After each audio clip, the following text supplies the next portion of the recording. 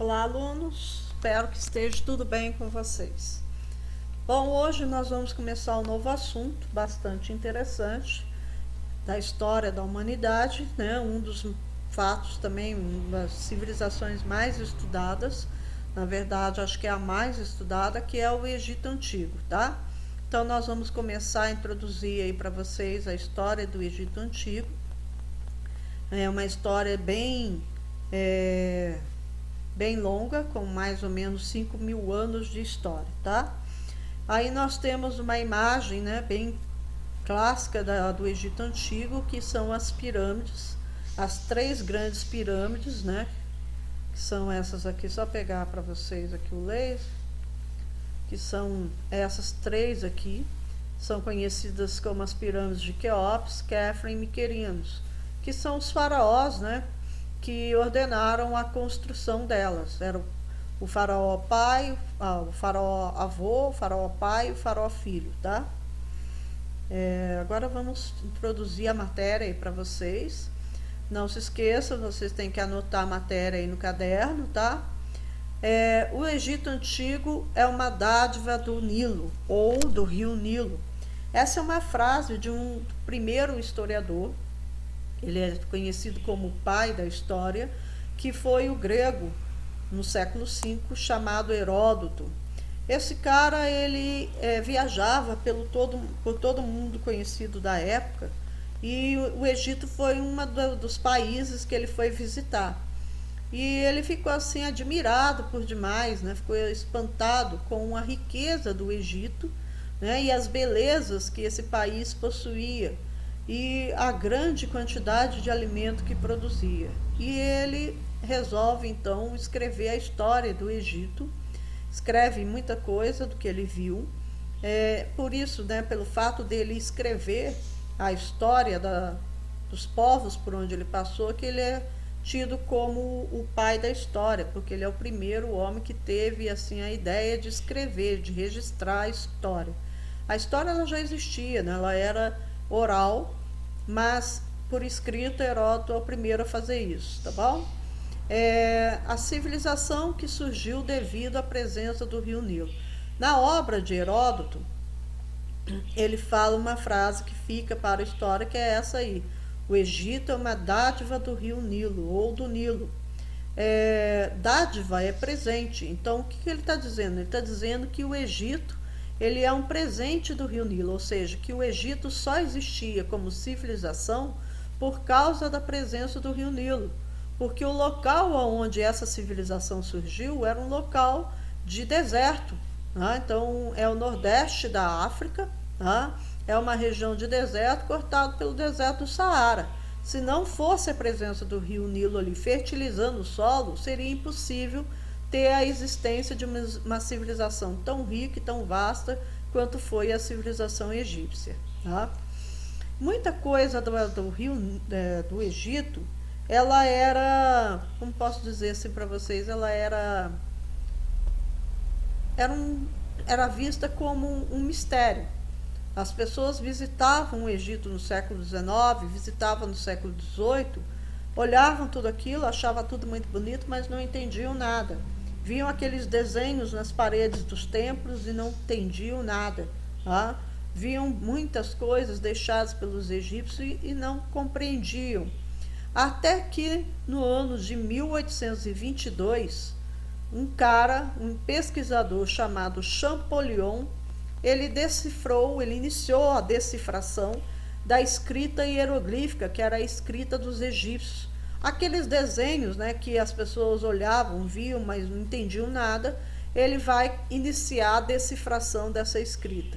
A primeira palavra que ele decifrou foi um nome, aliás, foram 2 nomes, que é o nome de Júlio César e Cleópatra. Tá? A história foi o seguinte: ele decifrou de uma pedra chamada Pedra de Roseta, que eu já vou mostrar para vocês. É um bloco de megalito, tá?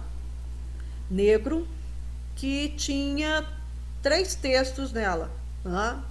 3 textos com escrita hieroglífica, a demótica, que era uma escrita egípcia também, só que mais simplificada, mais popular, e a escrita lá embaixo, que era a escrita grega antiga.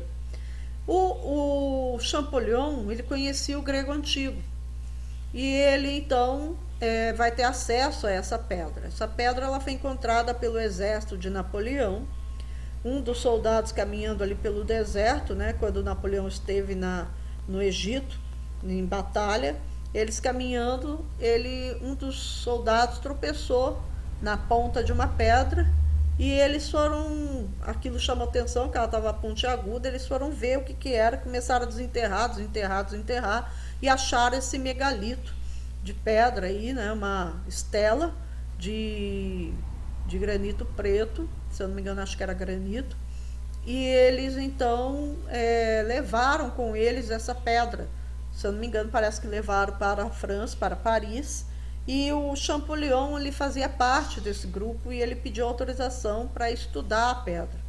E aí ele começa a estudar e lá no ano depois de muitos estudos, ele percebeu que os textos eram o mesmo, tá? O que estava escrito em hieroglífico, o que estava em demótico e o que estava em grego antigo. E ele então começa a fazer comparação à escrita do Egito Antigo com o que estava em cima. E na comparação ele vai conseguir decifrar o primeiro nome, que vai ser de Cleópatra, né? E o Champollion faz essa descoberta no ano de 1822. Foram vários anos estudando. A partir dali, gente, dos símbolos que ele conseguiu decifrar, outros pesquisadores vão dar continuidade e vão conseguir decifrar o restante dos símbolos. E aí outros símbolos que não estavam na estela, eles vão fazer as comparações e vão chegar à decifração deles no final do século XIX. Praticamente toda a escrita hieroglífica tinha sido decifrada. E no momento que foi decifrada a escrita, vamos dizer assim que o mistério desvendou-se, né? Então o Egito, a história do Egito Antigo começou a ser esclarecida para toda a civilização ocidental, né? E começou-se a surgir, né, os especialistas, né, na história do Egito Antigo, são os egiptólogos, e eles começaram a decifrar aí toda a história do Egito Antigo, né, e muita coisa começou a surgir e as pessoas começaram a entender a importância do Egito para a história da humanidade, tá? E aí nós temos todo esse conhecimento hoje, né, sobre o assunto. Primeiro, os agrupamentos humanos às margens do rio Nilo chamavam-se nomos. Então o Egito Antigo ele não surge como já uma civilização grandiosa, né? Ela teve um princípio, ela teve um berço. O berço da civilização egípcia começa em comunidades que eram neolíticas, né? Essas comunidades vão se estabelecer às margens do rio Nilo, e essas comunidades eram chamadas de nomos. Então eram umas comunidades, umas aldeias, né, que tinham uma relação de parentesco entre eles, ou seja, os membros dos nomos, né, quem morava ali, tinha alguma relação de parentesco com o outro, ou seja, eram primos, tios, sobrinhos, filhos, tá, netos, ou seja, tinha assim a ligação familiar, né? E entre esses nomos, essas pessoas que viviam nos nomos, havia o líder, né, nomeado por eles, que era geralmente o mais velho, mais experiente, que era chamado de nomarca. Só que não foi um nomo que surgiu, foram vários nomos. Os nomos eles eram independentes uns dos outros, tá? Então eles não tinham uma unidade territorial. Cada nomo, né, cada comunidade era independente uma da outra. Com o tempo, a população foi crescendo, né, foi aumentando, e eles procuraram o rio Nilo por causa da fertilidade do solo. O rio Nilo ele sofre uma cheia anual, assim como o rio Tigre e o Eufrates, e ele carrega o humus com ele e fertiliza o solo. Então a região que eles se assentaram era uma região fértil, ou seja, propícia para a produção agrícola e a criação de animais. E aí, como eles estavam sedentários, ou seja, habitando o mesmo local e correndo menos risco, aquelas comunidades foram crescendo. Aí uma comunidade, né, vai entrar em contato com outra, vai ter relação agora de casamento, vai ter alianças de casamento entre eles. Por exemplo, filho do nomarca do nomo B vai casar-se com a filha do nomarca do nomo A, e aí vai começar a unir os nomos. Aí vai unindo os nomos, eles vão aumentando, vão crescendo, e vai formar na região do nordeste da África 2 reinos, tá? Desaparecem os nomos e formam-se 2 reinos, que vai ser o reino do Alto Egito e o reino do Baixo Egito, tá? O reino do Alto Egito ficava ao sul, porque as terras eram mais altas, eram planaltos.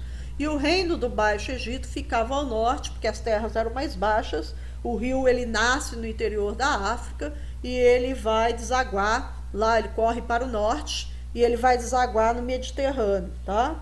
Então essas terras do norte eram terras mais de planície, terras mais baixas, mais ao nível do mar, por isso o reino do Baixo Egito, tá? Cada um desses reinos passou a ter um rei, e o rei do Alto Egito, por volta de 3.200 a.C., chamado Menes, ele começou a investir no exército dele, começou a dar treinamento para os seus soldados, a melhorar o armamento, e ele vai investir em invasões, tá? Então ele vai investir em conquistas de território. E ele vai atacar, era o rei do Alto Egito, ele vai atacar o reino do Baixo Egito. Quando ele atacou o reino do Baixo Egito, ele derrota o Baixo Egito e ele vai, ao derrotar, ele vai assumir o controle do Baixo Egito. Aí o que ele faz? Ele vai unificar os 2 reinos. O reino do Alto Egito, juntamente com o reino do Baixo Egito, formou um reino só, que foi o reino do Egito. Aí desaparece de Alto e Baixo Egito e forma o reino do Egito. Tá? Agora é um reino só, somando os 2. E o Menes se torna o primeiro faraó do Egito. E ele que vai introduzir a ideia de que o faraó era um ser divino na terra, tá? Que ele, ao assumir o trono, ele, vamos dizer assim, ele incorporava um Deus, tá? E ele passava a ser visto como uma das divindades, um dos deuses, né, da mitologia egípcia. Geralmente ele encarnava o Horus, tá? E ele passa a ser adorado como uma divindade, como um deus, reverenciado como tal, e ele passa a ser a principal autoridade do Egito. Tudo que ele dizia, né, tudo que ele ordenava era para ser obedecido, cumprido à risca. Tá? Nada de desobedecer ao faraó, porque estaria desobedecendo ao próprio Deus. Tá? Aqui é a estela da Pedra de Roseta. Esse é um basalto negro. Eu falei granito, é basalto, tá, gente? Uma pedra, ela tá quebrada, como vocês podem ver, ela não foi encontrada por inteiro. Esse aqui era o texto que estava em hieroglífico, que está em hieroglifo. Aqui é o texto que está em demótico. E aqui abaixo o texto que está em grego antigo. E o Champollion, ele percebeu que o texto que está aqui embaixo é o mesmo que está, tá, na primeira parte e na parte central. E aí ele vai ficar comparando um e o outro e vai conseguir decifrar as primeiras palavras, os primeiros símbolos aí, que vai mostrar para ele que tratava-se da rainha Cleópatra e do general e ditador de Roma, o Júlio César, tá bom? Aqui nós temos os reinos, né? O reino do Alto Egito e o reino do Baixo Egito. O Menes, ele parte daqui para o Baixo Egito e ele conquista os 2 reinos, né? Ele conquista o reino do Baixo Egito e acaba de unificar os 2 reinos, tá bom? A escrita hieroglífica, ela é composta por símbolos, né? Por ideogramas, não, por glifos, que são esses desenhos que vocês podem ver aí. Esses desenhos, eles retratam, simbolizam, né, ideias que formam palavras e textos. Os egípcios, eles desenvolveram a escrita hieroglífica no ano 3100 a.C., ou seja, 100 anos depois dos sumérios, tá? Então, vamos dizer assim, a segunda escrita da história da humanidade. Eram mais de 700 códigos diferentes, tá? E eles escreviam da esquerda para a direita, então daqui para a direita, e com linha vertical, como vocês podem ver aqui, ó. Não se lê assim, tá? Se lê dessa forma aqui, ó, na vertical, tá bom? Parar por aqui, a gente continua no próximo vídeo, senão vai ficar muito longo. Até lá, gente!